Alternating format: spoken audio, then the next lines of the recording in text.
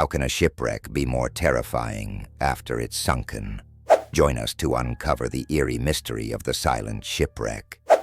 Picture this: a notorious storm-churned stretch of sea named the Tempest's Lawn.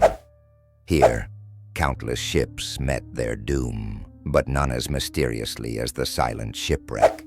Among sailors, it's not just feared for its sunken treasures, but for what emerged after the sea claimed it.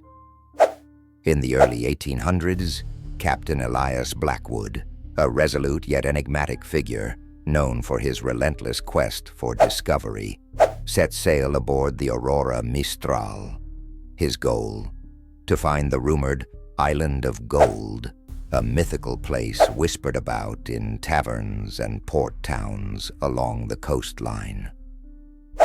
Unlike other captains, Elias had a peculiar knack for navigation, often relying on instinct and ancient celestial charts passed down through generations. Many who sailed with him described his eyes as resembling twin compasses, always pointing unerringly to his goal: treasure. But his ambition was not solely driven by wealth. Elias wanted immortality through legend, a story etched in time long after he'd sailed his last voyage. The Aurora Mistral assembled a resolute crew, each with their own dreams and desires. There was Clara, the fearless first mate with a fierce determination and a heart as wild as the open sea. Her loyalty to Captain Elias stemmed from a shared history, rescued from a fate as bleak as the stormy tides.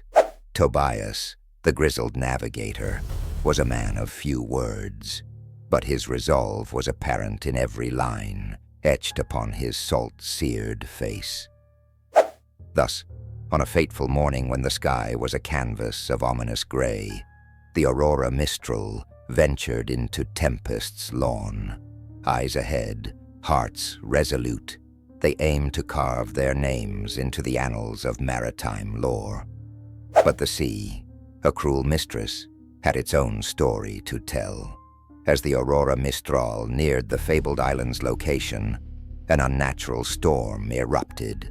Waves like monstrous hands clawed at the vessel, the wind's howls mimicking a banshee's wail. The crew fought valiantly, a human drama of survival amidst nature's fury. Yet even nature could not stay the curiosity of what lay beneath. The ship capsized, swallowed whole by the ocean's depths. There were no survivors, or so it seemed. The tempest calmed, leaving only silence in its wake.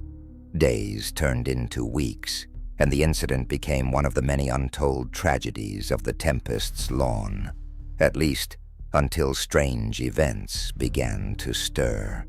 Fishermen whispered about a spectral light dancing upon the water where the Aurora Mistral sank, and the eerie sound of distant ship crews calling out in the night. Driven by lore and an insatiable curiosity, Professor Amelia Fairwind, a historian dedicated to uncovering maritime mysteries, gathered her own crew, hoping to untangle the threads of the silent shipwreck. Unlike others, Amelia didn't seek wealth or glory, but knowledge and understanding. Her approach was scientific, with maps, diving gear, and an unwavering sense of determination. She charted a course to the deadly wreck. Alongside her was Philip, a tech-savvy diver whose fascination with lost ships dovetailed perfectly with Amelia's mission. The duo shared a common bond: respect for the sea and its secrets.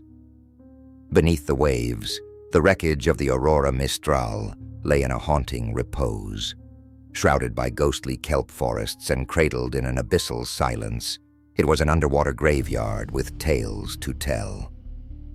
As Amelia and Philip descended, they hoped to document history, but found themselves thrust into the enigmatic legacy that was Elias Blackwood's quest. Along the seafloor, amidst broken timbers and scattered relics, they encountered wonders and terrors alike. The most unsettling discovery was a ship's bell, still intact and sounding eerily as if struck by invisible hands, a resonant echo of the past. At first, the sound seemed just a quirk of underwater currents, brushing sand against its iron lip. But gradually, it became clear the sound corresponded not to chance, nor nature. Philip was the first to note patterns in the ringing, signals perhaps. With each toll, a confusing language of the sea attempting to breach the surface into understanding. It became an obsession. In the cold darkness, with shadows looming large, they attempted to decipher the message. Amelia left a voice recorder, her whispered thoughts barely above the relentless ocean sounds, interrogating the ship's past and the soul of Elias Blackwood. As the days stretched into nights on the vessel above, Professor Amelia became convinced the ghostly ship didn't want indifference. It demanded remembrance. The silent shipwreck echoed with untold stories, a phantom fleet that desired its truth to be known. Returning from the depths, Amelia and Philip were polar opposites of the ones who'd embarked, changed by the haunting melody of the seafloor and shadowed by knowledge of the depths. Finally, they surfaced, bringing forth a fresh narrative.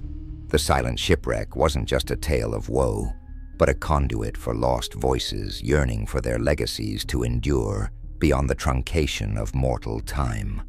Their findings, a chart of haunting beauty marked by the persistence of human spirit, even in the bitterest embrace of nature's might. Take a moment to ponder. Could the mysterious events, the eerie calls, be nothing more than tricks of nature, or a deeper entanglement of history striving for acknowledgement? In listening to these whispers of the past, we uncover reflections on heritage and the immortality of story itself.